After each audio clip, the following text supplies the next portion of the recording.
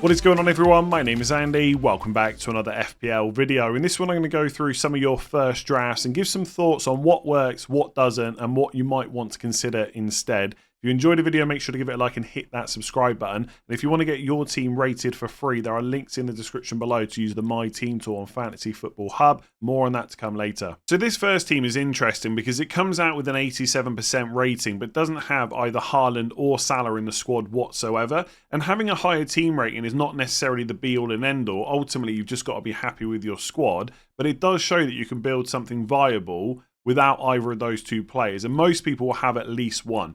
So let's run through the squad. In goal is Pickford. The back four is Ben White, Dunk, Anderson, and Trent Alexander-Arnold. Midfield is Gordon, Palmer, Foden, and Leon Bailey. And then the two up front are Isak and Watkins. So it's a 4-4-2, but because there's no Salah or Haaland, there's a lot of money spent on the bench, which gives you options in different weeks when the fixtures turn and stuff like that. So Flecken is the backup goalkeeper.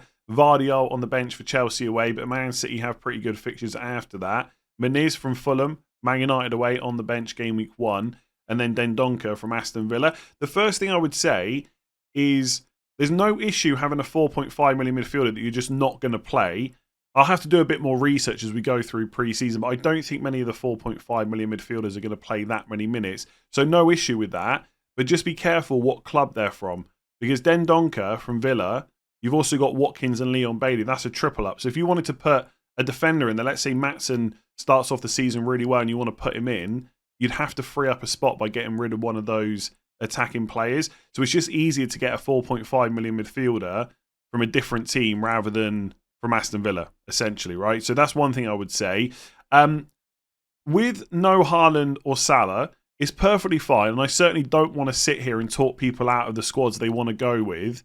I would just be sure you're happy with stuff like captaincy, because for most people, they're going to captain one of Salah or Haaland in most weeks. If you haven't got them, there's a little bit more to think about, right? So your main captain options in this team are probably Watkins, Isak, Foden, and Palmer, possibly Trent if Liverpool had a really good fixture. But for most people, they want to go for attackers. So if we have a quick look through the first couple of game weeks, game week 1 is probably going to be Isak against Southampton at home. No issues with that. Not a bad option whatsoever. You're basically up against Salah with Ipswich away. Game week 2, we already know, and a lot of people are going without Haaland apparently. He's got Ipswich at home. So you're going to dodge that option, of course, but you've got Foden, so you could just go for him instead.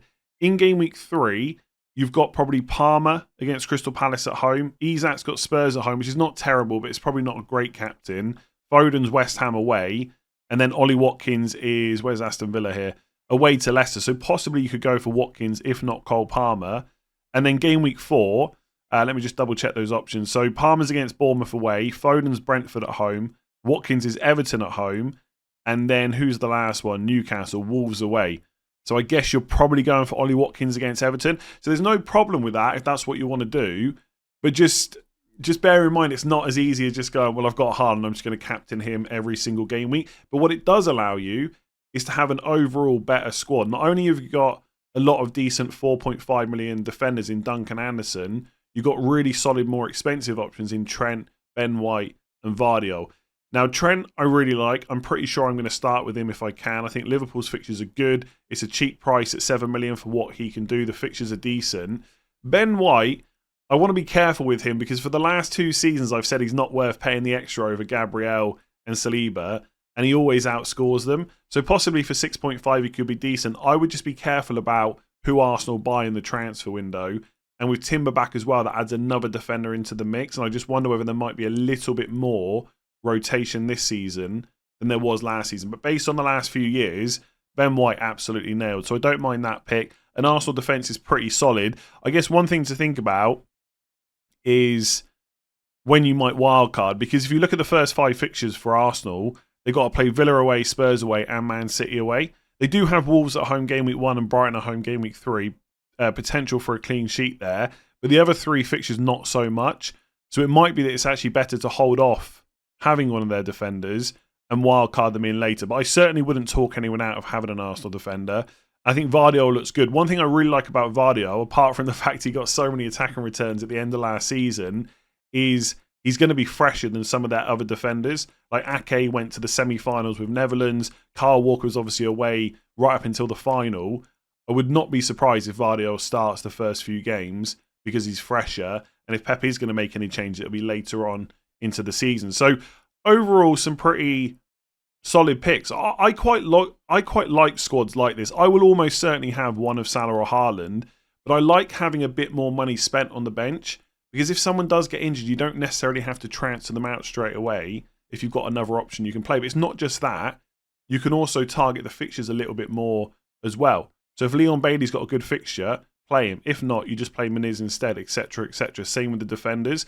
So I like it overall. It's just whether or not you can go through without Salah or Haaland. Just really quickly, one more player in this team, Leon Bailey. He did get pretty good minutes last year, and 10 goals, 11 assists is not bad for 6.5 million. But he's not guaranteed to start every single game, I would say.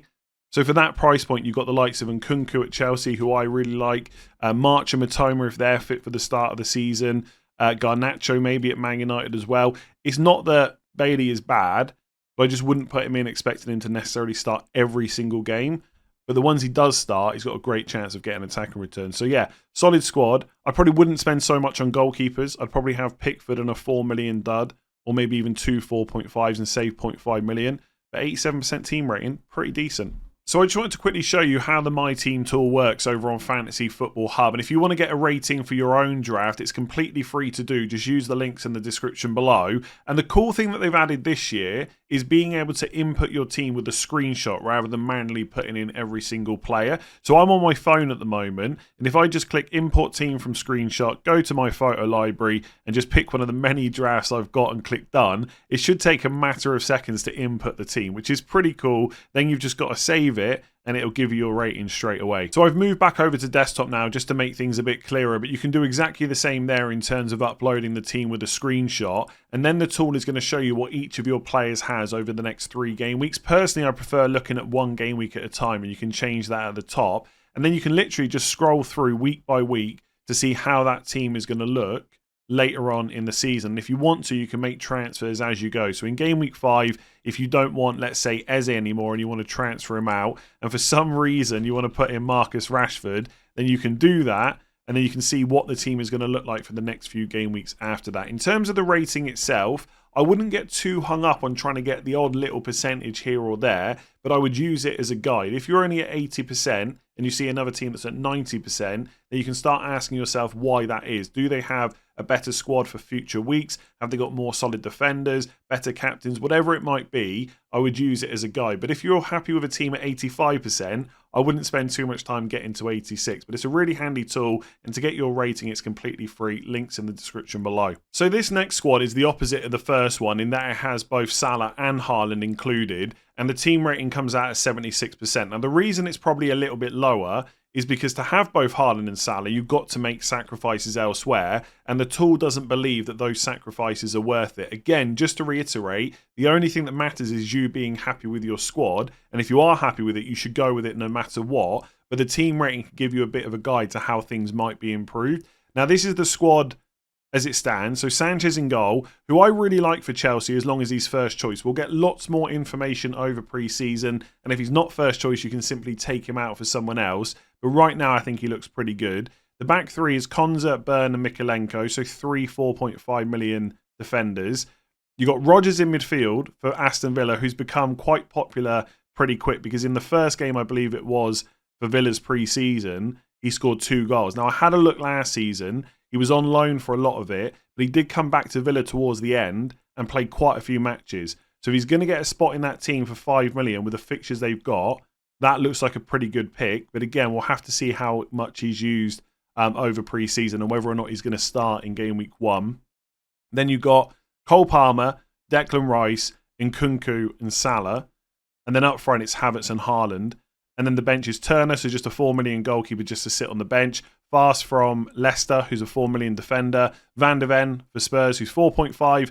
And then João Pedro with Everton away, who's 5.5. As we know, because I've mentioned him in basically every video.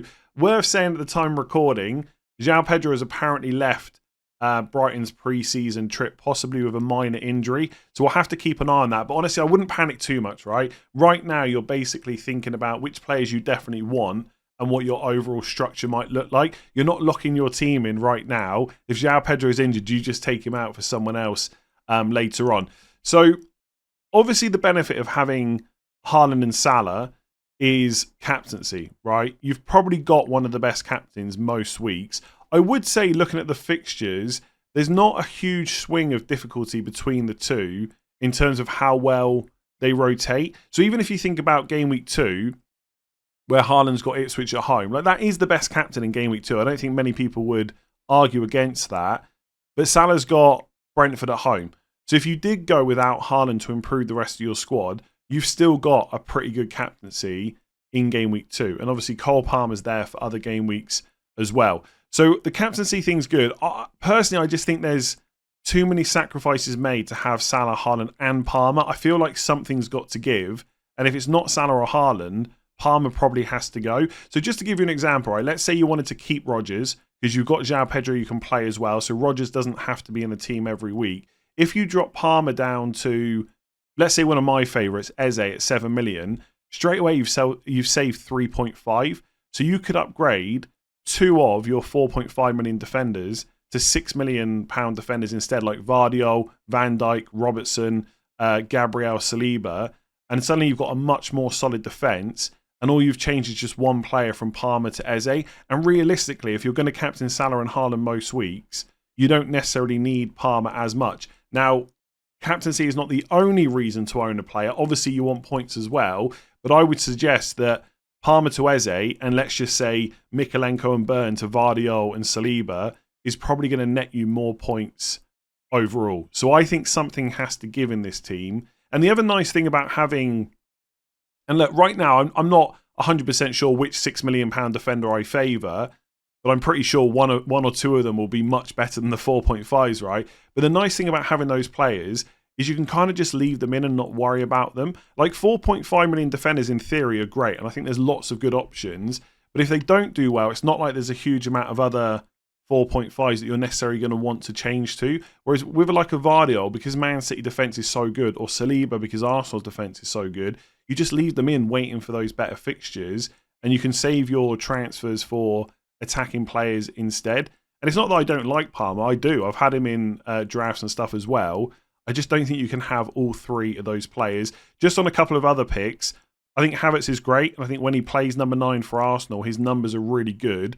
But I would question whether or not it's worth finding 0.5 for Isak instead, who's got really good fixtures to open up, is pretty sure to be first choice number 9, and on penalties as well. So again, if you're looking at those combinations, you've got Palmer, Burn, Mykolenko and Havertz, or Eze, Vardiol, Saliba and Isak. I just feel like that second combo is better.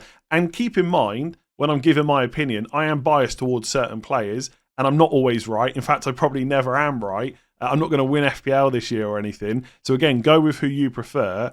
I'm just giving you another viewpoint. I don't like Declan Rice as an option. He will probably score pretty well for 6.5 because he takes some set pieces, a bit of goal threat as well. He always plays, etc. So the appearance points are there. But I feel like you go for a different 6.5 and don't use up that Arsenal slot, just in case you want to put Saka in for Palmer or get a defender in at some point. I don't think you want Rice blocking that potential third Arsenal place. So that's why I would take him out. Otherwise, I like Nkunku. I don't mind Fast as a 5th defender. You wouldn't necessarily want to rely on him that often. But I think Leicester's fixtures between kind of the first 10 game weeks, there's a couple in there where you could play him. And João Pedro's fine as long as he's fit and going to start. So, look, I definitely don't hate the team. I don't hate many drafts that I see. But I think someone has to go. And for me, it would probably be Palmer down to Eze. And I think that makes you...